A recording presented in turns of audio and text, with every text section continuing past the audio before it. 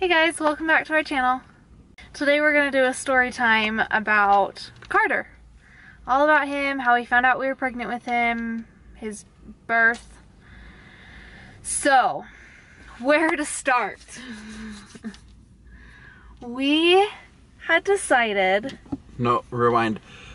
When we got married, we went to our honeymoon down... No, rewind. We had decided to wait a year. So I got on birth control. Okay. Now fast forward. To our honeymoon. We were heading down to Disneyland, and we got to about Beaver in Utah, and Olivia was like, crap. I forgot my birth control. And so we're just like, well, okay. And When it happens, it'll happen. We go down. So after our honeymoon, we decided that we didn't like to live in our studio, really small studio, and we started looking at other places with some of our friends to see if we can try and move in together, save some money. Yeah, we're gonna split the cost. We're looking for hopefully 3 or more bedroom, but 2 bedroom at least, and we found the perfect one.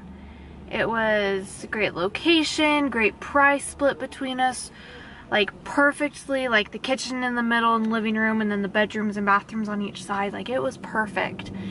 And so Britt was at work, so I went with the other couple to go check it out, and we decided we liked it, so we put like a deposit down so that it could be held for us, well, so that other Brit and like we could go back and look at it again, so like make sure we wanted it. So then after we left that, I had to go grocery shopping, and so while I was there, I'm like, might as well buy a test, like it'll probably be negative, no big deal. I'm pretty sure she did like 6 other tests before this. Before she got this actual test. Not 6. Because we stopped doing birth control after our honeymoon. Yeah, I did not get back on birth control. But also, I need to point out, my period was just super irregular to begin with. Shark Week. So I did not, like, I couldn't just say, oh, I'm a few days late, something's wrong. It's like... it could start in a month and nothing, I'm not pregnant. Like, it was so random that I couldn't just count on that. So I came home and peed on the test and left it on the counter in the bathroom and went out to go do other stuff, look at the apartment again, like online, start packing, and then 2 hours later I had to pee again. So I went back in there and I saw the test on the counter and it was positive. And I screamed. Like, I'm pretty sure our neighbors thought I was being murdered. Like, I screamed. I didn't know what to do. I didn't know how to feel. So I came up with, a cute way to say I'm pregnant. Yeah, like a sign for Britt. And I found out this at like 3, 4. No, it was before lunchtime. So I knew, and Britt called me during lunch and I couldn't say anything. And I was freaking out. Like, I'm pretty sure I cut the call short so I didn't slip anything out. Probably. And so then he came home and I was filming him and he thought that was super weird because we didn't do that back then. Yeah, I walk in and she's just like in the kitchen just filming on the phone, and I was like, I don't want to be filmed, get away. So I was hiding around the corner and she's like, Britt, come in here. And I was like, no. She's like, get in here. And I was like creeping around the corner like, what? And I had it set on the table. And so he finally came in and saw it, and I cried, and Britt was shocked, I think. And then the funny thing was, right after Britt got home, we had to go to his parents' house because his siblings were in town. Carter's in the back. But Britt's sister was in town, and they wanted to have dinner with us. And so I'm like, Britt is going to say something when we go there. Like, he's very, very close with his family. So we had to think of some way to tell them. So we stopped by the store and got Prego spaghetti sauce. And it was simple. Super simple. And so we walked in, and Britt's dad was sitting in his chair in the living room. His mom was sitting at the table in the kitchen. I think she was cutting potatoes. I thought she was doing bills. It could have been bills. And then his sister was cooking, and then her kids were just running all over the place. So I walk in and go up the stairs and go straight to his mom, and I say, we have something for you, or something like that, and I give it to her, and she's like, oh, cute. I think she said thanks. Yeah, something like that. But we had written like Weere, W-E-R-E apostrophe, and stuck it on there, but she didn't see that yet. And I think we asked her later, and she said that she thought that we just wanted to eat That was spaghetti. Natalie. Oh, that was Natalie. Yeah, that was his thought that we sister. just wanted to eat spaghetti for dinner. And so that's why we brought our own sauce. But she screamed. And Which is exciting because Carter is number 20 of their grandkids. that's true. So the fact that they're still excited about us having kids made it more enjoyable to tell. Yes, it was very, very exciting. And then his dad came over and was super excited. And then they were all like, we need to take pictures and send it to the other siblings. So we did, and everyone was super excited. And then we went over to my parents' house and showed them, and they were very excited. And then I sent the picture to my siblings. It was a very hard pregnancy. I got super sick. I like couldn't. We did get out find a of new bed. place. We did. The couple that we were trying to get together with, we actually ended up taking their place, and it was a really nice place. It was super nice. It was very nice. Very nice for the price in Provo. That's hard to find.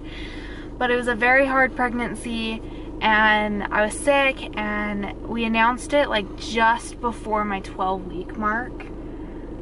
It was really cute because before when we went on our honeymoon, we got matching shoes. We got Adidas. Yeah, we got matching Adidas shoes. And then we make really bad spur of the moment decisions and shop. And we were shopping for shoes. And we saw these really cute Adidas, and we were just like, No. Yeah. We've been thinking about this for weeks. Even still, they were so cute. We'd been thinking about this for weeks, and then we went and bought it. Not spur of the moment. Kind of. Anyway, so that's how we announced it online. We put my shoes, then Carter's, then Olivia's shoes all together and said my birthday, Olivia's birthday, and then Carter when he was coming. His due month, his due date. Which, he did not come in March. No, April 1st. So, like, it was a hard pregnancy in the beginning, then it started to get better, and then I was just big. And done. Big. Like, my doctor, the whole month of March, so my due date was March 28th. And we'll drive and talk.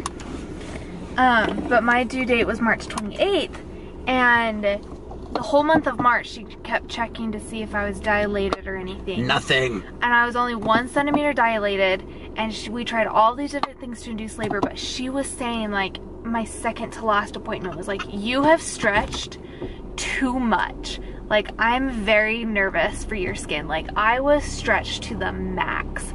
And at my 40-week appointment, I was measuring 46 weeks, 48 weeks, 46 weeks. Like, I was huge. So then she was going out of town and said, okay, we will induce you a week after your due date.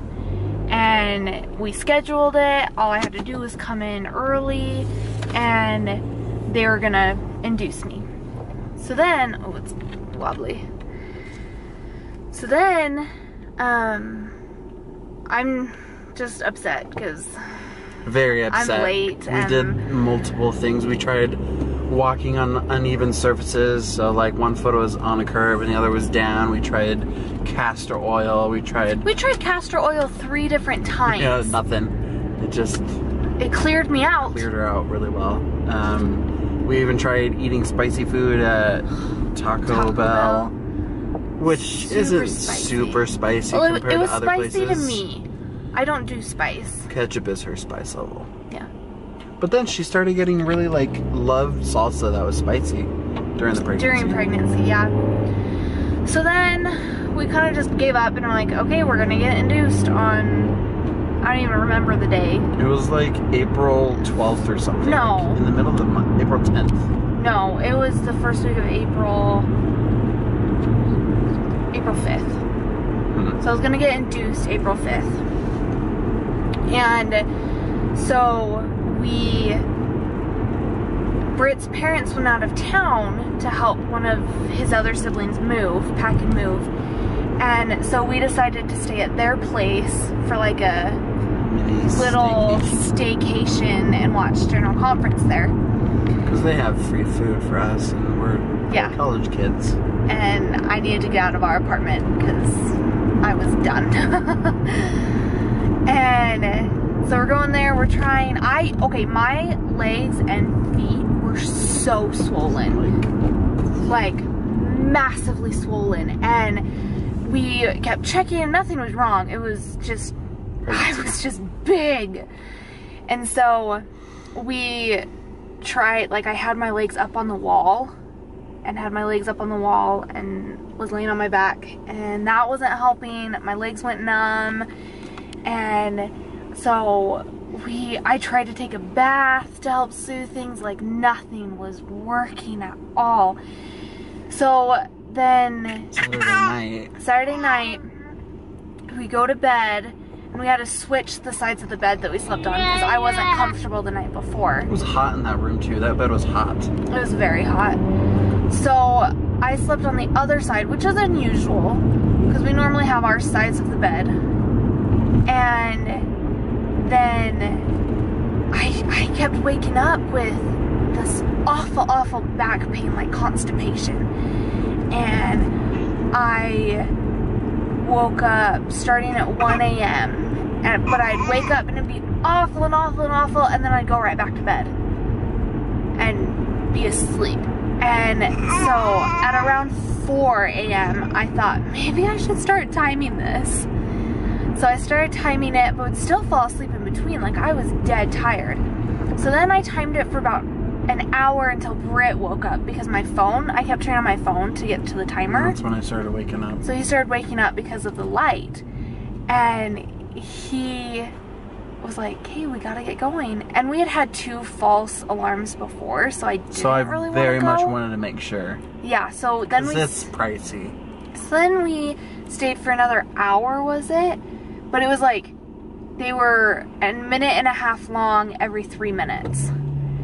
And so Britt was like, we've gotta go. And so we're trying to gather everything up, and we had brought our hospital bag in the car. It had been in the car for a week or something.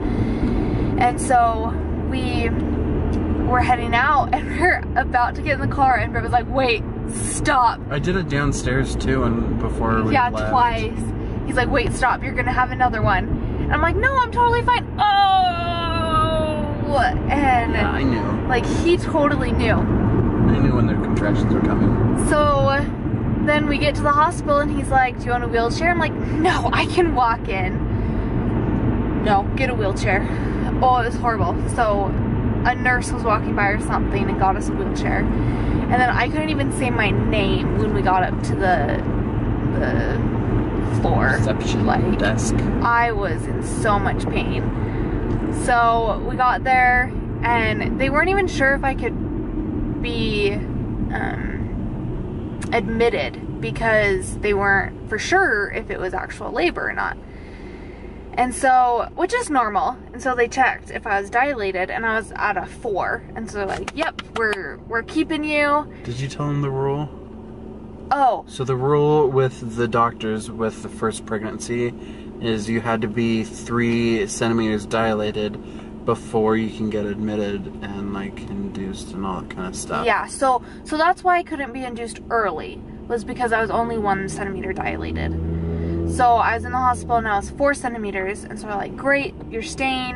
And I was like, get me an epidural. And so they gave it to me, and then by noon, so we got there at just before 6, just after 6 a.m. And by noon, I was fully dilated and ready to push. And so we were pushing and pushing and pushing, and 2.5 hours later, and he had made no movement coming down the birth canal. And so we decided to go for a C-section because he was starting to be in distress. Like, they're like, any longer and it's gonna end up bad. And so we went and they gave me more medicine to numb everything up, and then took me into the operating room and cut me open and pulled out a little baby. A little baby. Little baby to me. He was 10 pounds, 7 ounces. He was a little chunker. And the first thing they said was, look at those cheeks! They were chunky. And he was a chunk monkey. Here's a picture of him. And so then, because I had a C-section, I had to stay in longer for recovery. Because it's major surgery. And I didn't realize how major it was until coming home, because the second day I was walking, but I was not standing up straight at all. Yeah, she was very much hunched over. I was very much hunched over, but at least I was walking and stuff. So then, we had to stay longer, and then he was jaundiced, so he had to be under the lights. But he, luckily, like, it wasn't too bad, and we were able to go home like the day after he was under lights. I think he was only under lights for 24 hours. So then we went home, and I just wanted to get out of the hospital so bad. I did not have the hospital fulfill my prescriptions. So then we got home, and Britt's parents came back that day for like that day from their vacation, and so they came over and which we wanted them to come over too. Like, it was great, but then we just never got around to going and filling my prescription. So I was in so much pain when Britt had to go and get my prescription filled. And then we did that, but he was just like, he slept really well. Whenever they would poke his foot to draw some blood or whatever, didn't cry. He would sleep through anything. We were super loud, and he would just sleep through everything. Like, he was amazing. Still is. The only problem we had was with breastfeeding. Mm-hmm. And it's very, very, very hard. And I was really wanting to do it, and so we would try and try, and we went in for some reason to the doctor, and they were like, it's for his bilirubin levels. Oh yeah, and they were like, his weight has gone down, and if you cannot get it up by 1 pound, you guys have to formula feed. And so he was very like direct and told us straight, which was kind of nice. Well, it seemed a little rude, but we needed it. I definitely cried. So then, I was just trying, and I was just trying to have him breastfeed those 24 hours, and we went back in, and he had not gained an ounce. No, it was an ounce. He had to gain at least an ounce to be okay. Mm-hmm. And he did not gain a single ounce. So it was just super frustrating and hard for me, and emotionally and physically draining for me to breastfeed at this point. It's their baby. So that's why we bottle feed. And I whenever we get pregnant next, like, yes, I would love, love, love to try to breastfeed again. But it just didn't work out for Carter. And we're okay with that. Like, he does great with his bottles. He eats enough. He's doing great, but he's not overweight. He's not gaining too much weight. He's like perfect. So that's the story of Carter and how we found out how he was birthed through a big hole in my tummy. She yelled at the doctors a lot. Oh man. Okay, so I was not aware that the numbing agent they would give you would numb your lungs. And so, okay, so our camera just stopped filming, but we just went in and got my, stop it. Stop it. Stop it. Okay. We just went in and got my Christmas present. But I wanted to say, what was I saying? The medicine numbs your lungs. So you think that you're not breathing. But you are, just so you're aware. Anyway, so that's our video about Carter. Yep. Give it a big thumbs up, hit the subscribe button, and go follow us all on Instagram. The links are in the bio. Okay, see you on Saturday. Bye guys.